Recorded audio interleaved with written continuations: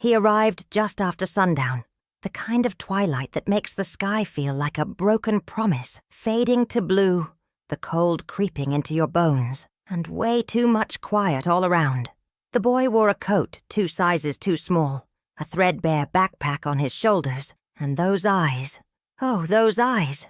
Eyes that had seen too much, far too soon. The house was big, not one of those sleek modern things with all the glass and straight lines, but an old mansion, heavy windows, creaking doors, and memories soaked into the walls, perched up on a hill, surrounded by pine trees, and sorrow. Still, he climbed the porch steps with a kind of courage that wasn't loud, but was whole. He knocked once, then again. His hand trembled, heart thudding in that place where fear turns into prayer. The door opened slowly, revealing a man with graying hair, a beard trimmed only out of habit, and eyes like locked rooms. A millionaire, folks said. Reclusive, alone for over 15 years. The boy took a deep breath and whispered, "My mom said, you're her last hope." The man didn't answer, just stared, like he couldn't believe those words had made it through the trees, the gate, the rain, and the years. Snow began to fall, soft, uncertain flakes, and the boy, still standing there, held a letter in his small, chilled hands. If you've ever known a winter that came too early, or a child who learned to ask for help without making a sound, then sit here with me a while, sugar. This story is about closed doors, waiting hearts, and a chance that took too long to come. The man stayed quiet for a long stretch, long enough for snow to start covering the porch steps, and for the boy to lower his eyes, like he already knew no was coming. But then the man spoke, low and rough. "What's your mother's name?" The boy hesitated, then murmured, "Laura Bennett." The man's whole body went still, like the name had come straight out of a place he'd locked away a lifetime ago. Laura. That name smelled like youth, wind-tossed hair, and a laugh he hadn't heard since before the money, before the mansion, before the silence. He reached out and took the letter. The envelope was plain, just paper. But the name, it was written by hand. "To Henry Whitmore. Please read before deciding." The handwriting struck first. The heart caught up slower. The boy didn't ask to come in, didn't cry. He just waited, like someone who already knew that grown-ups' clocks don't tick to a child's kind of urgency. Henry gripped the envelope, walked back inside, and closed the door. The boy was left outside. Inside, the quiet cracked open, with the sound of paper tearing. But when Henry finished reading, something inside him tore too, because tucked inside the envelope, there was more than just words. There was a photograph from 20 years ago of him and Laura, and on the back, scrawled in fading blue ink, "He has your eyes, Henry. Please, just one more chance." Outside, the boy still waited, and inside the house, Henry cried for the first time in a very long while. But when he opened the drawer to tuck the letter away, he found something that made his breath catch. It was an old drawer, the kind that sticks when you pull it, like it's holding back something it doesn't want to let go of. Henry hadn't opened it in years, maybe even decades, not since the house had turned silent, and his days had become little more than a string of unread emails and lonely dinners at a table too large for one. But tonight, something pulled him to it. Maybe it was the boy's eyes. Maybe it was that name, Laura. Maybe it was the way the air had shifted in the room after he read her letter, like the walls themselves were listening. He pulled the drawer open with both hands. Inside, old papers, a cracked leather journal, and a silver rattle, untouched since the day he packed it away. But underneath all that, there was something else, a tiny hospital bracelet, still curled like it had just come off a wrist. Bennett Laura, baby boy, 2008. Henry stared at it. He hadn't known. Not truly. Not then. He and Laura had parted ways long before. She'd been wild in the ways that made his father uncomfortable.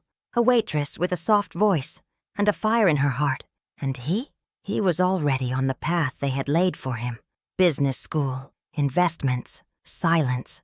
They'd been young, and love doesn't always survive the things people don't say out loud. But still, he'd remembered her every Christmas. Every April, every time he saw a boy on a sidewalk with his mother and wondered, what if? And now, here it was, proof. And outside that door, a boy who might be his son. Henry's chest felt like it was made of glass, full, fragile, aching to crack. He walked back to the front door slowly, opened it. The boy was still there, his little hands now tucked under his arms, trying to keep warm. He looked up, blinking snow from his lashes, not expecting kindness. Henry stepped aside. "You'd better come in," he said softly. The boy hesitated, then nodded once, stepped across the threshold. Inside, the warmth hit him hard, not just from the fireplace, but from the smell of something lived in, even if it had been quiet for too long. Henry took his coat, set it by the fire. The boy didn't say much, just looked around the room like it was a museum of someone else's life. Pictures of landscapes, books with cracked spines, no family portraits. "What's your name?" Henry asked. The boy sat down carefully on the edge of the big leather chair. "Eli," he said. Henry sat across from him. "How old are you, Eli?" 16, he said. "Almost 17. Henry's eyes lowered to the floor. That bracelet had said 2008. The math lined up too perfectly, too painfully. "Where's your mother now?" Henry asked, voice gentle. Eli swallowed hard. "She's in the hospital. She's sick, real sick." Then quieter. "She said if anything happened, I should find you." The fireplace popped. Outside, the wind howled like a memory. Henry leaned back in his chair. All the years he'd spent gathering wealth, property, power, none of it prepared him for the weight of this moment. A boy, a name, a second chance he never asked for, but now couldn't ignore. He glanced again at the photograph Laura had enclosed. Her smile, that same half-smirk Eli wore when he'd said her name. But it was the eyes that undid him. Not just Eli's, his own, reflected back.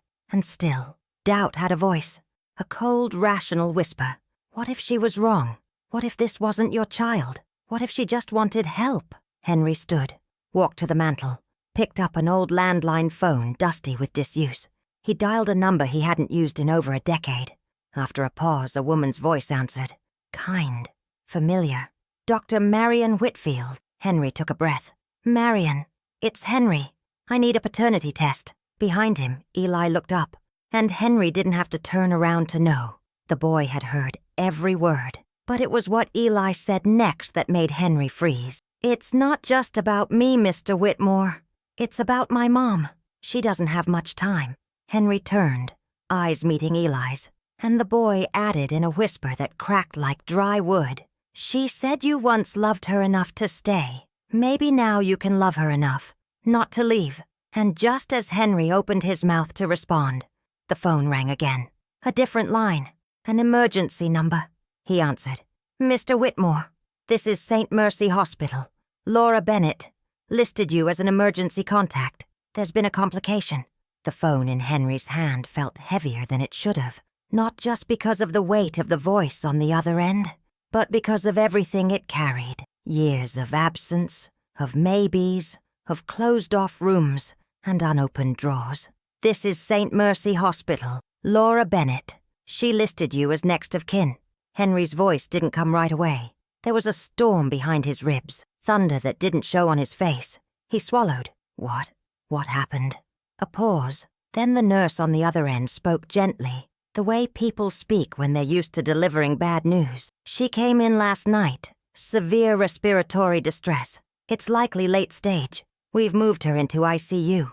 She was conscious for a short time this afternoon and asked us to call you. We need someone here. Tonight." Henry closed his eyes. "I'll be there in 20 minutes. He hung up. Behind him, Eli had stood from the chair, not saying anything, not crying, just watching. Henry turned, his voice softer than the wind scraping at the windows. "Go get your coat." Eli blinked. "You're taking me with you?" Henry nodded. "She's your mother. And if she asked for me, she probably meant for you too." They drove through the dark with only the hum of the tires to fill the silence. The snow was coming harder now, not angry, but relentless, like time was running out.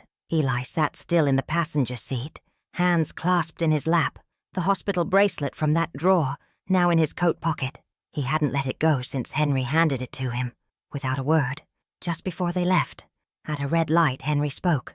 "I didn't know she'd had a child." Laura never told me. Eli didn't look over. She didn't tell anyone. We lived in a lot of places. Motels mostly. She said the world didn't offer much grace to teenage mothers. Henry's jaw tightened. He remembered her, 17, barefoot in the kitchen of her mother's trailer, writing poems on napkins. He remembered how his father had told him to let her go, how girls like that only brought ruin, how Henry had obeyed and regretted it ever since. They arrived at the hospital just after midnight. St. Mercy stood like a lighthouse in the snow, bright, humming, the air around it tense with urgency. Inside, everything smelled of bleach and coffee and waiting. A nurse met them in the hallway, her shoes silent against the tile. "She's asking for you," she said to Eli. Then to Henry, "We'll speak after." Eli didn't ask questions. He just followed. The room was dim, a curtain half drawn, machines blinking, breath rising slow and shallow in the dark. Laura lay still, her skin pale against the pillow, her hair thinned and curled with sweat. But her eyes lit the moment they saw him. "Hi, baby," she whispered. Eli sat beside her, taking her hand gently. It looked so small in his, so tired. "I found him," Eli said. His voice broke on the word him. "He opened the door." Laura smiled, just barely. "I knew he would. He never really stopped loving me, you know. He just didn't know how to say it." She turned her gaze toward the doorway. Henry stood there, not stepping forward, not stepping back, just there. She looked at him, and even now she didn't ask for anything. Not forgiveness, not promises, just the truth of his eyes meeting hers after all this time. "I didn't want to trap you," she said. Henry stepped forward now, slowly, like walking into a memory. "You didn't. I let myself get lost. You gave everything you had, and I wasn't there." She smiled, and for a moment she looked 17 again, the girl who danced barefoot and laughed at thunderstorms. "I just wanted him to know where he came from. That he wasn't a mistake. That someone saw him." Henry's throat ached. "He's got your fire," he whispered. Laura's fingers squeezed Eli's. Then she looked at both of them. "If I don't wake up, promise me something." Eli leaned closer. "Don't let him close his door again. Don't let him go back to being alone." And then her eyes closed. Not gently, not like sleep. Alarms sounded. A nurse rushed in. Henry pulled Eli back. "Let them work," he said. But in his chest he knew. He knew the difference between sleep and goodbye. They waited outside the room in that terrible hallway where time doesn't move. Eli sat on the bench, silent, and Henry sat beside him. For a long time neither spoke, until Eli whispered, "She told me once that you built buildings that touched the sky, but forgot how to build a home." Henry didn't flinch, and Eli added, "But I think she hoped I could remind you." And just as Henry turned to answer, the doctor stepped out of the room, face solemn, hands folded. And what she said was not what Henry expected, because it didn't begin with, "I'm sorry."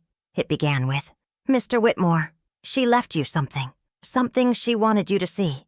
If she didn't make it through the night, Henry followed the doctor down a narrow hallway, Eli just a few steps behind. The walls were lined with fading posters about recovery, hope, and organ donation, but none of it seemed to matter now, not when every step felt like walking deeper into something neither of them could prepare for. The doctor stopped beside a small storage room. She opened the door and stepped inside, coming out with a modest cardboard box. No locks, no labels, just a yellow ribbon tied neatly around it, the kind people use for baby showers or old letters, something hopeful. Or maybe something that had waited too long. "She gave it to one of the nurses 3 days ago," the doctor explained. "Said it was for if the sky turned dark before she had the chance to explain." Henry held the box like it might fall apart in his hands. The ribbon felt soft, familiar. Eli's voice broke the silence. "She used to tie my lunch bags with those yellow ribbons. She said it made even bad days feel like gifts." Henry looked down at the knot, then slowly untied it. The ribbon fell to the floor like a sigh. Inside the box, carefully arranged, were 5 things. A photograph, torn at the corner but still bright. It was Laura, sitting on the motel bed, barefoot, smiling. And beside her, a baby in her arms, Eli, no more than a few weeks old, his tiny hand curled around her finger. A diary, It's leather-worn and pages stuffed with scribbles, bills, pressed flowers, a hospital invoice, dated March 2008. No father listed. A small knit hat, blue, faded, but whole. And at the very bottom, a sealed envelope, Henry's name on it. He picked it up like it might burn him. "Do you want me to leave?" Eli asked quietly. Henry shook his head. "No, you should hear it too." He opened the envelope. Inside was a letter, handwritten in Laura's careful, looping script. "Henry, if you're reading this, then I couldn't tell you in person. And I hate that, because there's so much I never said. I never wanted anything from you. Not money, not rescue. I just wanted to hold on to the one good memory I had before the world got heavy. And that memory was you. You were kind to me once, before the world pulled you back into that big, lonely future. And for a while, I hated you for choosing it. But eventually, I just missed you. Eli never had a father, but he had me, and I gave him everything I had. Every shift at the diner, every bus ride between motels, every night I stayed up sewing buttons to make rent. And you know what? It was enough. He grew up kind. He grew up strong. But now, I'm tired, Henry. And he needs someone who sees him, not as a favor to me, but because you see the world better when you look at it through his eyes. He doesn't need saving. He just needs not to be left behind again. You left once. Don't do it twice. Laura Henry didn't speak for a long time. The room felt suspended in something heavier than silence. Memory, regret, a tenderness that had nowhere else to go. Eli stood still. His hands were clenched, but not in anger. In fear, not of the letter, but of what Henry would do now. Because up until this moment they had lived in a maybe. Maybe they were family. Maybe the truth would bring them together. Maybe it would send Eli right back to the motel nights, to the quiet places where no one comes. But then, Henry folded the letter carefully, placed it back in the envelope, and turned toward the boy. "I made my life out of buildings, Eli. I've spent 20 years building walls so tall, no one could reach me. But you came right up and knocked on the front door." Eli looked away. Henry stepped closer. "I don't want to read about your life in letters. I want to know you, if you'll let me." The boy's voice was small. "You don't even know if I'm really yours." Henry gave a tired smile. "I think we both already know." They stood like that, across from each other, in the soft hum of the hospital corridor, where people lose things, find things, and sometimes start again. But just as they began walking back toward the ICU, another nurse hurried toward them, clipboard in hand. "Mr. Whitmore?" she asked. He turned. "We ran Laura Bennett's emergency labs. There's something you need to know. It's about her condition. And her son." Eli stopped in his tracks. "What about me?" The nurse hesitated, then said slowly, "There's a genetic marker in her tests. It could affect him too. And if what we suspect is true, you may be the only compatible match." Henry didn't blink, didn't speak. And Eli, heart thudding in his chest, asked, "Match for what?" The nurse looked between them, the weight of what she carried sinking the hallway into stillness. "A transplant," she said softly. She didn't want to ask. She said, "If he chose to be your son." He'd already given her everything. The nurse's words hung in the air like frost that hadn't yet melted. "You may be the only compatible match." Henry had faced boardrooms where millions hung in the balance. He had sat across from men with diamond cufflinks and knives behind their backs. He had outlasted markets, rival companies, even betrayals. But nothing had ever made his knees feel the way they did now. Eli stood beside him, still and pale, his hands shoved deep into the pockets of his coat. "A match for what?" he asked again. The nurse's voice softened. "Laura's kidneys are failing. She's in end-stage renal disease, and she never said a word to us about her son until last night. But from her records, it's likely genetic." Henry blinked, as if trying to reorder time. "She's been hiding this all these years. She was managing it," the nurse replied gently, "until she couldn't anymore. And by then, she had one priority, him."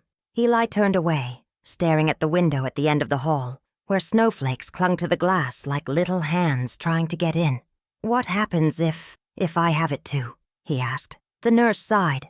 "It doesn't always pass down. But we need to test you. And even if you're fine, she still needs help. There's not much time." Henry looked at Eli, his chest aching with an emotion too tangled for a name. This wasn't just a reunion. It was a reckoning. He placed a hand on the boy's shoulder. Unsure, hesitant. But Eli didn't pull away. "I'll do the test," Henry said.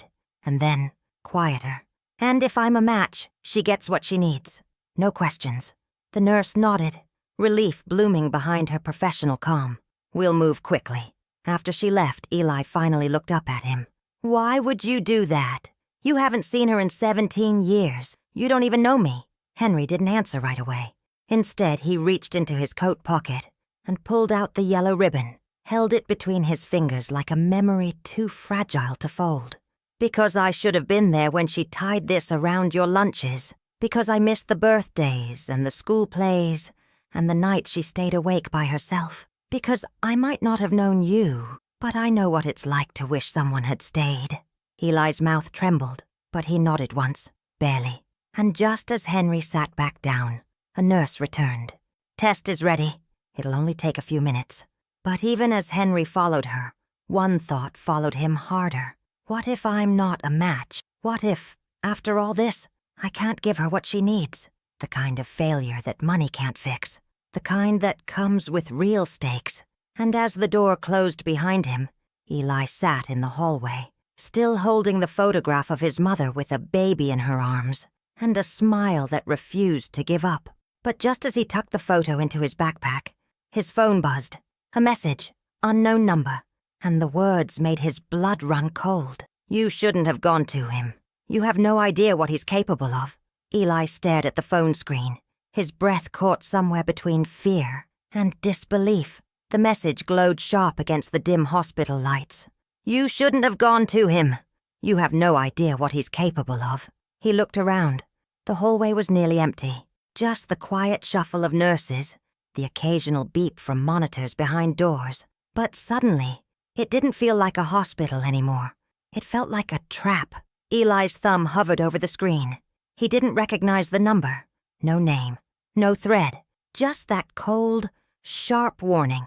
He thought about telling Henry. But something stopped him. He wasn't sure he trusted him yet. Not fully. Not with this.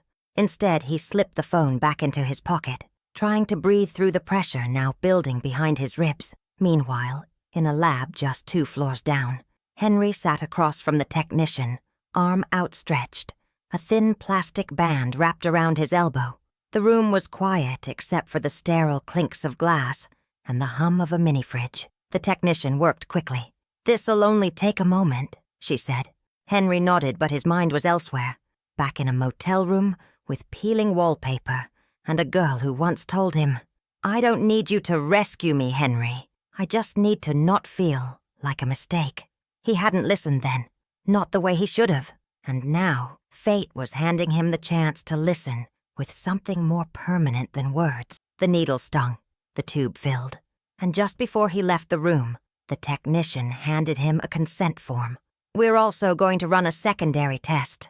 Something from Laura's records flagged an unusual marker. You're entitled to see the full genetic profile, if you'd like." Henry frowned. "What kind of marker?" She hesitated.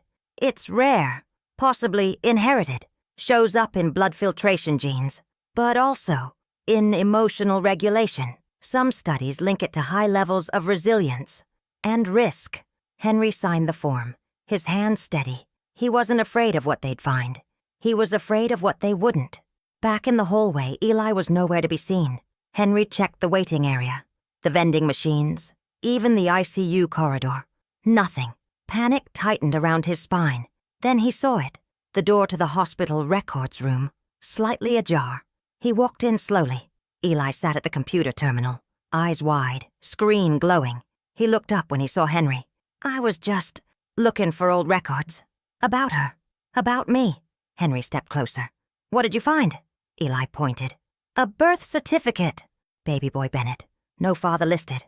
But there was a note, scanned in shaky handwriting. "Private adoption attempted. Rejected. Biological father refused claim." Henry stared. "I never saw this," he murmured. Eli's voice cracked. She tried to tell someone. But it was what was beneath that stopped them both cold.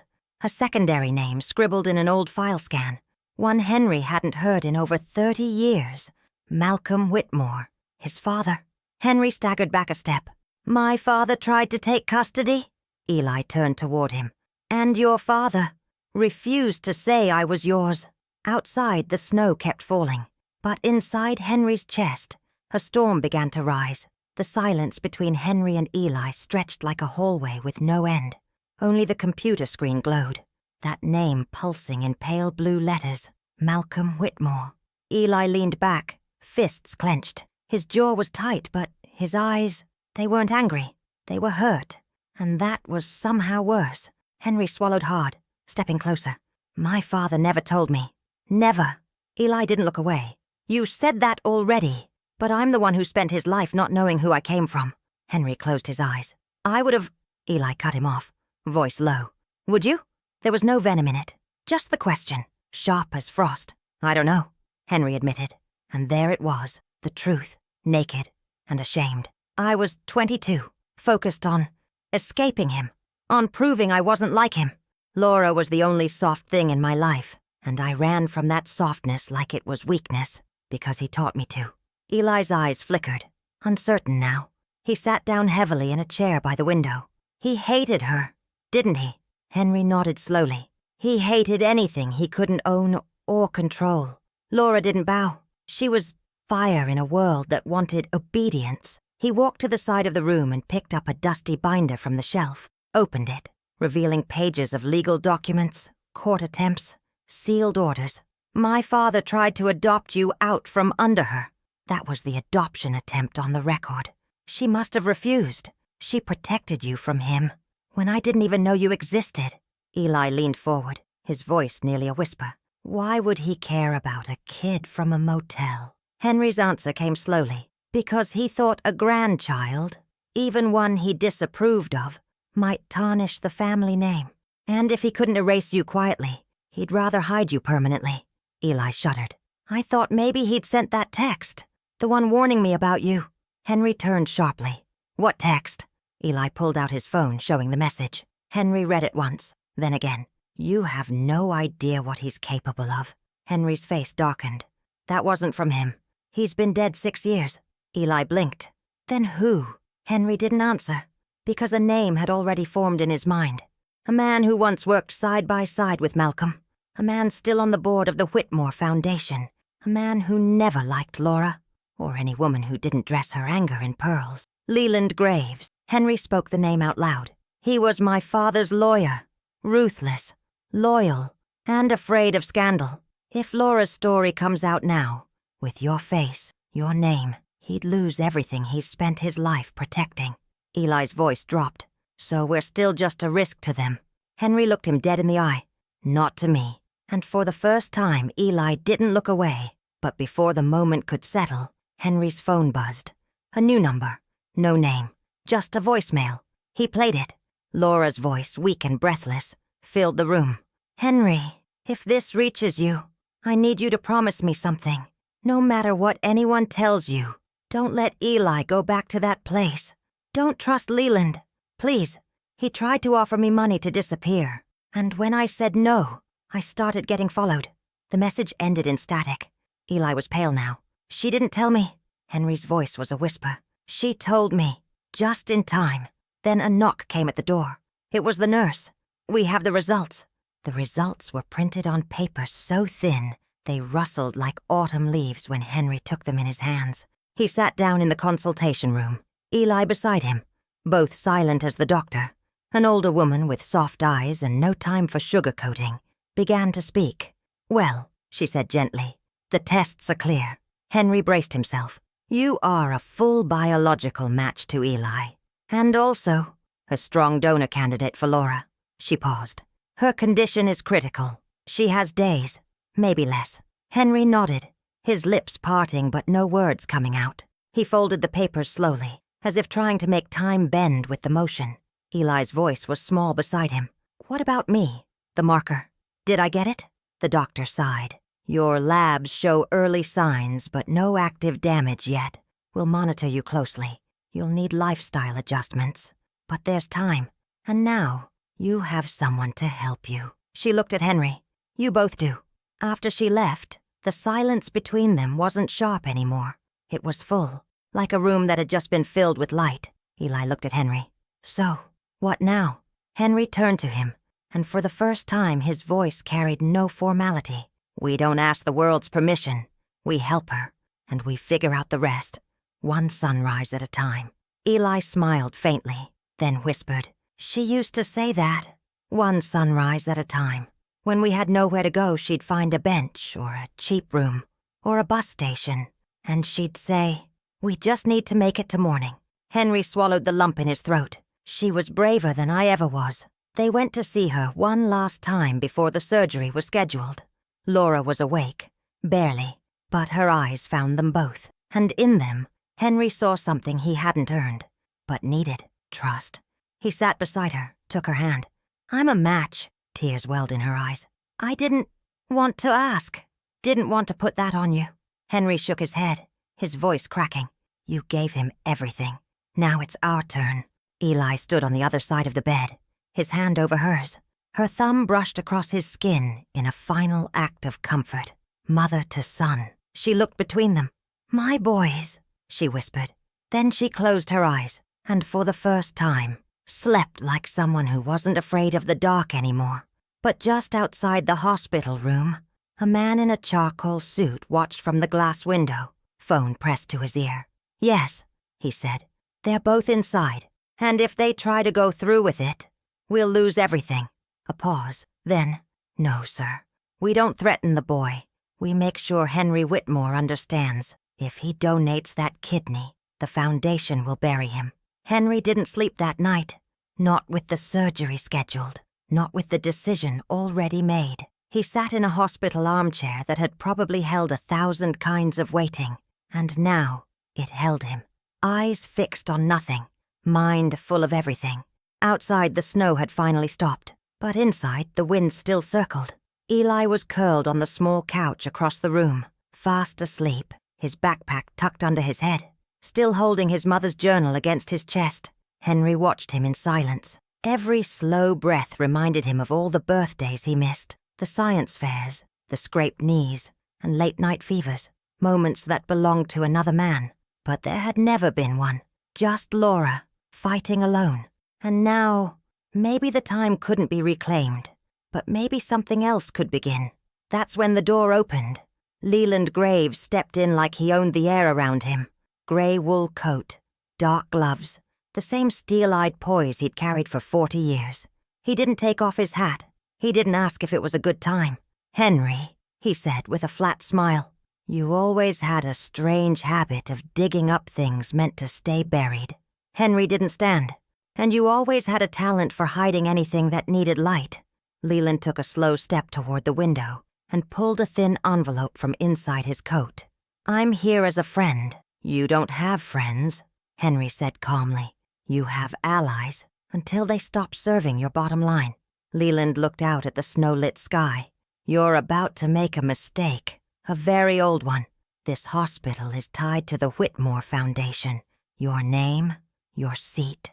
If you go through with this transplant, if you publicly claim that boy, you're throwing away everything your father built."